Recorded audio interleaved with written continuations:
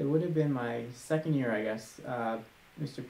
Dr. P sent out an email to I don't know what listserv, and I remember getting the email and thinking, oh, okay, I like band in high school, maybe I'll get involved in it a little bit. So I sent him an email saying, if you need help just getting things set up, happy to do that. Didn't really anticipate joining the band at all. And his response was, oh, we've got a spot in the band for you. And I'm like, oh, wow, that was unexpected. Yeah, and I guess it kind of grew a little bit from there. So that was the initial band meeting. There were a few of us who stayed over the Christmas break and helped paint the old band equipment room. It was Woody Wingfield and T.J. Clemens, Logan Riddick, and Kyle Singleton. So we had a really good time getting that set up. It was kind of a shit show at first, actually.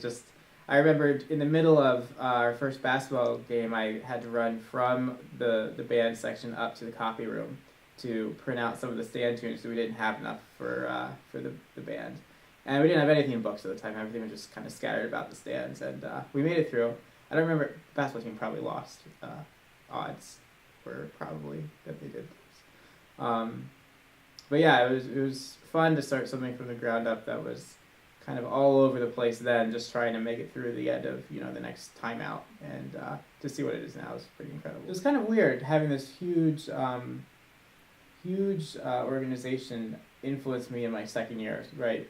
I kind of think pre-band and then post-band years, and they were totally different. It completely transformed just what I did every day, what I cared about, who I hung out with, and I don't know, it kept me scheduled all the time. I remember that. I still was involved in all kinds of environmental science things, but I saw it as complementing it really well, as kind of just a different way to think and to let out energy and enjoy my time at university. I remember trying out the first year and didn't get it. And I don't remember the difference between the two. So the first year was really strange. We had to conduct to a recording. That's how ghetto we were at first, right? So we were in the old press room in U Hall, and I think Mr. P's turned the really bright lights on just to freak us out a little bit. And it was very strange because you had no control over what you were doing. You were just kind of conducting along to this tape playing. So that was that year. The next year we actually got to conduct a concert band, which was really cool for me. I had never really been up in front of a group before conducting. I think we fell apart at one point, but got it back together after that. So I decided to do it because it was something new. I cared about the organization, I thought that I could contribute certain skills from an organizational perspective. Yeah, and it was just a totally different experience than being in the trumpet section, which I really loved. Just kind of seeing it from a different angle was really interesting. I was definitely the short one of the three. So when we ran through the band, actually that was the year we added swords for the drum majors. So one of the grad assistants had a background with the Marines, and he taught us how to spin the swords around and do all kinds of things. But we met at the middle, at the 50-yard line, and Dave and Woody are holding their swords up kind of like the Marines logo, and my job was to stand under them, and I thought we had a really good dynamic. We all had different strengths, and I thought we played off each other really well. Yeah, they're just great guys, really fun to work with. It's a great organization. It creates really amazing opportunities for students. I enjoy helping make things work. It's fun to. I enjoy organizing things. I just enjoy the whole process. It's good people to work with. Yeah, I mean, for me, it really taught me a lot about how universities operate, which probably led me into higher ed, if I really think about it. But yeah, it was a fun atmosphere to be a part of, and just something I really cared about. We started as a ragtag bunch. I think they fed us Krispy Kreme donuts during the first rehearsal. And now it's like a well-oiled professional organization. It's awesome now. It's incredible what the guys have been able to do, and what I just feel like the bar keeps raising every year. So I have no idea what could come next, but it just keeps getting better and better every time I see it. And I mean, the building is amazing. Compared to the first year, we didn't have a place we would, be over in U-Haul. We couldn't use basketball arena because that was basketballs. So we would duck into the door entryways and split the band into 4 to take each door entry. I think we rented the hotel once when it was raining. We've practiced in a lot of weird places. I think the tubas were in they were in the racquetball room, I believe there. Or there was some group was in where the crew team practiced, so they had these big rowing machines all around. Remember, we were at the English Inn early on, and I remember seeing a few tuba players. I think it was Chase Collins may have been involved in this one, where there was a tuba player walking on a treadmill. I think maybe Dustin Miner was involved in that. But what was cool about those days is that we made it work, right? So we didn't have a storage room, so we had these big portable storage units. And you just have to like cram everything in there to shut the door. So one day, poor Trevor had just finished it, and someone's like, "Oh, my bag's at the back of the thing." So he had to pull every piece of equipment we owned out, got the bag, shove it back in. But yeah, it's changed a little bit since then. There's one day when I get a call from the people at that time, we didn't have a band building, so we had to go all over campus grounds, to move the band around. So we were rehearsing over at our field, Cars Hill, and then we were supposed to change at Newcomb, and then I don't remember what we had to do the rest of the day. Anyway, I get a phone call from the Newcomb people saying Newcomb Hall caught on fire. I'm like, oh, geez Louise. So I go over there and I'm pulling uniforms out and smoke, and it's like, this is not good. So we were supposed to eat lunch there that day. And they're like, we can't feed you, sorry, what's going on? Or, sorry, we just don't have a solution. So I said, well, you need to come up with a solution, because I need to climb up the ladder and tell Bill Pease that, the room with all of our uniforms is caught on fire and we have no place to eat. Like, well, sorry, you're just going to have to do that. So I don't know if I've ever been so nervous in my job, climbing the ladder, and I had to say, well, this is what the situation is. And it's one of those moments where, he takes the headset off and he just kind of looks at you and he's like, all right, what are you going to do about it? I'm like, I understood. So it just went off and we recovered. But that was probably the least planned day, or the day that went, totally awry. I really enjoyed when Mr. Pease and I would beat Mr. Cook in golf. Those were some pretty good moments. Bus trips were great. Playing cards up front, or we played this game Password. Dave Hundul and I were undefeated in our time here. I think it lasted for 2 years. The trips were really fun. Going to see, we saw the country, we saw the world with the band, which is pretty incredible, a rare experience for a college kid. When the football team or the basketball teams did well, those were some great moments. I remember, fending off people trying to rush the field. That was pretty exhilarating. I think it was the Florida State game, my 4th year. Let's see, what else? It's fun. I really enjoy just watching things work.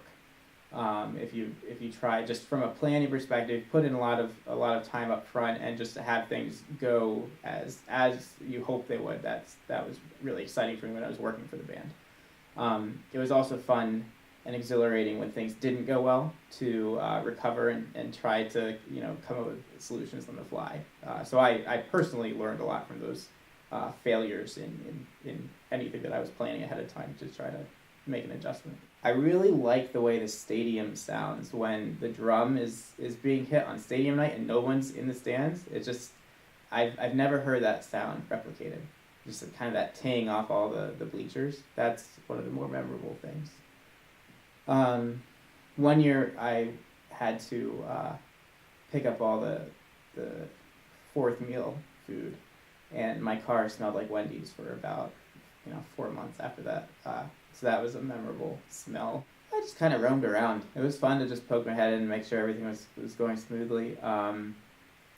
Glenn Johnson and I would go get coffee some days. We would, yeah, it was just actually my favorite, maybe not my favorite part, the most relaxing part of camp for me was during sectional time. If I was low on sleep, that's when that would happen. I remember one year, I don't know if it was Mr. Copier or Mr. Pease who said that they wanted a video produced the night before.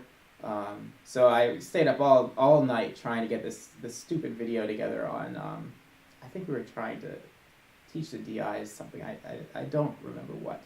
We ended up not using it, of course. I hated it. That was my least favorite event that we ever did. Just because, everyone's new and everyone's all amped up and excited, and you got to move the band all over the place, and we always had a rehearsal that day that always ran over, and we're always late. One time, I got left at downtown mall. Like, all the buses left, everyone's gone. So I walked back to the band building, which was, I think at the time, U-Haul, because they just up and left me. I organized the stupid buses and didn't have a way back. But yeah, that was my least favorite event that we ever. It's a cool event. People really get excited about it. Just, yeah, parades in general. I didn't like parades. Even in high school, it was just, I don't know. It's a lot of walking to nowhere. I love the Armed Forces medley. It is my favorite song that we've ever done. The first year, no one knew it, so I don't know how people actually stood up in the stands when they're like the Navy song played, because it didn't sound like a Navy song. Got much better in years after that. Conducting, the coolest one for me was the 1812 Overture when we had fireworks. That was just incredible. Other tunes, I really liked the one from Moulin Rouge, Rhythm of the Night. Misunderstood was really good. Andrew Minotti playing the baritone, just phenomenal. Those are the ones that come to mind first and foremost. Drew Ross was the champion of coming up with visuals. So that first year, I think we did the rope pull or the Homer Simpson. I drew. They do great visuals now, but nothing compares to what Drew had us do. It was very creative. Anytime people rushed the field was awesome. Just holding them back, you stay over there. We had some really bad games. So I enjoyed talking about bad games with the guys down on the podium. Those were fun. Oh, at the Maryland game, I got into it with the Maryland assistant athletic director because I was on the headset then. It must have been my first year as grad assistant. So our band is playing great, just crushing Maryland's band, and it was their alumni day, so I think their director's a little embarrassed that he was being shown up in his home stadium. And actually the radio guys said, wow, this Virginia band's turned into a home game. So the assistant athletic director, called, or I'm on the headset, he's up in the press box, and he says something about, well, you need your band to play quieter. I'm like, are you crazy? He's like, well, at least just play less often. So I said, well, sorry, I can't really hear you right now. I knew exactly what he was saying. So the assistant AD walked down from the press box, and when he shows up, I just kind of am livid. I start losing it, and he turns around, looks at him, he's like, "What are you saying?" And he's like, "Play quieter." So Pease turns around to the band, he's like, "Go bigger, bigger." That was a good moment. I hate Maryland, and that was my one way to shove it in their faces. The purpose of the headset is so you can stay in communication with the promotions people and athletics and marketing and the guy playing the canned music and the guys on the ribbon board or the scoreboard. And the idea is that, okay, we're going to coordinate this effort so it's like this big production going on. So there were times when the headset would accidentally go out, or there were days. So I lived with a bunch of band guys, and Dave Hondula would be doing the canned music at JPJ. And Logan Riddick would be doing the ribbon boards, and we'd talk in advance about when the PA system could. Oops, it broke. Sorry, Todd. So it was fun to kind of have a game plan going in, and okay, this is what we're gonna do in this game, and just being able to have a small part in everyone's music pleasure for the game was kind of cool. Went to Boise. Yeah, that was cool. So we went skiing one day, we went snowmobiling one day, just kind of explored city of Boise had Christmas dinner, because that was a weird one. We went before the holiday. And I remember a group of us, a lot of us, with our families would go to church and do the whole candlelight thing. So a group of us went out that night. And it was neat to be a part of a new organization and create a family atmosphere right off the bat like that. Because that was just in our first season. And we had dinner with the football team, and it was really funny. One of the football players played Santa and was reading "'Twas the Night Before Christmas," but couldn't read it, all of it, every word. It was a little embarrassing, but yeah, we did a scavenger hunt as a group on that trip. That was a good time. So there was that one. There was the Music City Bowl. So some memorable things from that. Somehow, Woody, Dave, and I had to deal with. We were responsible for uniforms on that trip. Not everyone made the trip that year, and so we were doing that, and I opened up this box and I sliced my finger open. I still have a scar here. So I went to Mr. Cook and I'm like, Drew, I think I need to get stitches. He looked at it, oh, you don't need stitches, that's fine. So I'm like, okay, that's fine. So we went that night and did the Battle of the Bands with Minnesota, which we won. That was pretty exhilarating. And then I got back to the hotel and I have like blood gushing out of my finger. So Dave Hondula, Peter Buck, and I went to the Vanderbilt Hospital that night. We taxied our way there, and we're sitting in the emergency room as I'm getting my finger stitched up. And for some reason, this hospital had this the triage board in our room. So we just kept watching people go down. I'm like, oh, room 4 is in serious trouble right now. Totally not related to band, but that was one of the fonder memories of that trip. Yeah. Where else did we go? Went to the Gator Bowl. So I was on staff on that trip. And we had like 1 or 2 dozen people fly in to meet us. So I felt like I was always going to the airport or coordinating with someone flying in or getting delayed or something like that. Universal. That was a good time. So I'm very I think I had got in my mind that I wanted to ride every ride. So whoever wanted to keep up with me joined me. Probably nobody by the end. So it's just like, all right, we did that one. Let's move. And there was no socializing in terms of like walking from ride to ride. It was always on. All right, we're on it. We're going to the next one. I attribute where I probably ended up to the band. I don't know that I would have ended up in higher ed had I not gotten to understand how universities operate from that aspect. I was certainly more introverted. I still am, but I really didn't like talking to people at all before the band. So that got me over that. Never really had a reason to talk in front of a group before, so it helped me in that regard. I certainly have probably a different view just on how big organizations or units can operate, and one thing that Mr. P's taught me is to never really never feel limited when you're imagining what can happen. So this one day, we were planning the Christmas party that he held at his house, and he comes to my office and he shuts the door and he's like, I want a camel. And I'm like, what are you talking? I mean, we can go to Egypt. We can. Is that where the next trip? He's like, no, I want a camel at the Christmas party. I'm like, what's a camel gonna do? He's like, just stand in the yard, a prop. And I said, okay, well, we'll see what happens. So Tiffany Hornberger and I were like, okay, we need to figure out where we can get this animal. So we ended up having a horse and carriage. It wasn't a camel, but just that big thinking was something that I'd never really encountered before. So I've tried to carry that forward. He's certainly not as good at it as he is. But yeah, that really impacted me.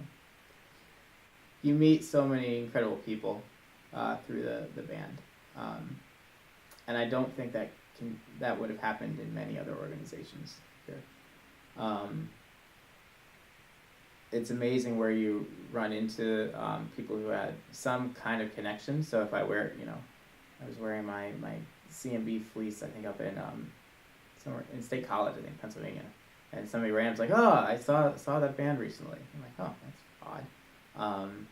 or times when you wearing the band gear, and I was at Bodo's, I think I was just coming as a fan, and they're like, oh, we don't come here for the football team. We come here to watch the band at halftime. And I'm like, oh, do you have a kid in the band? I'm like, no, just some random person. But yeah, the people really just make the organization, and introduced to a whole variety of people with lots of different perspectives, and it's just cool to experience that. Mike Gidzier and I worked together for 2 years, 3 years. I think Mike came in the first year I was a grad assistant. I think that's right. So it was fun, getting to show Mike the area when he first got here, and we still stay in touch, which is great. When Mike and I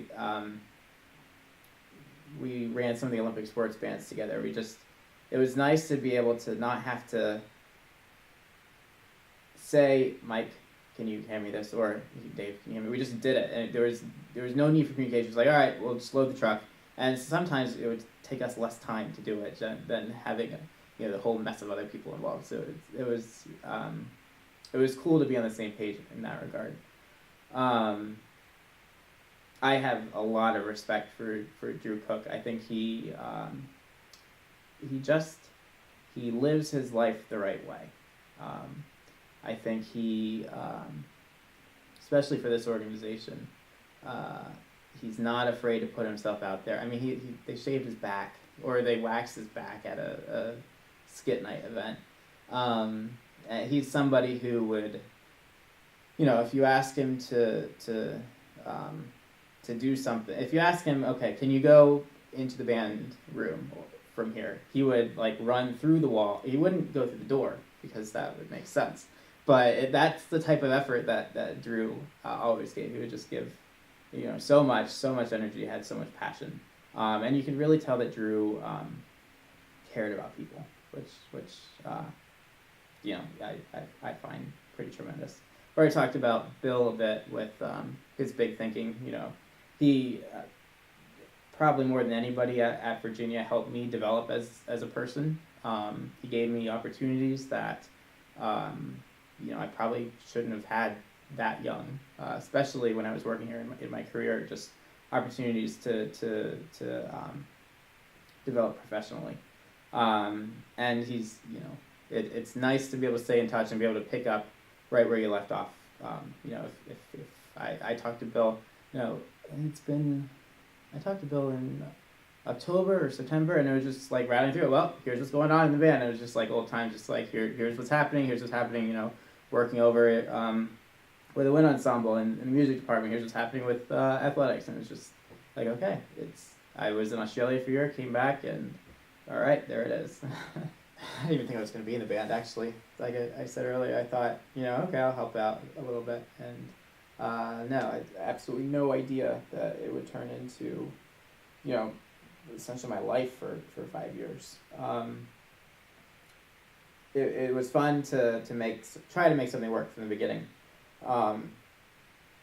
but if it didn't change after I left, then I wouldn't have done a very good job. So yeah, I'm really glad that it's come in, kind of become its own thing since I left. Yeah, I never would have imagined it impacting my life the way it did.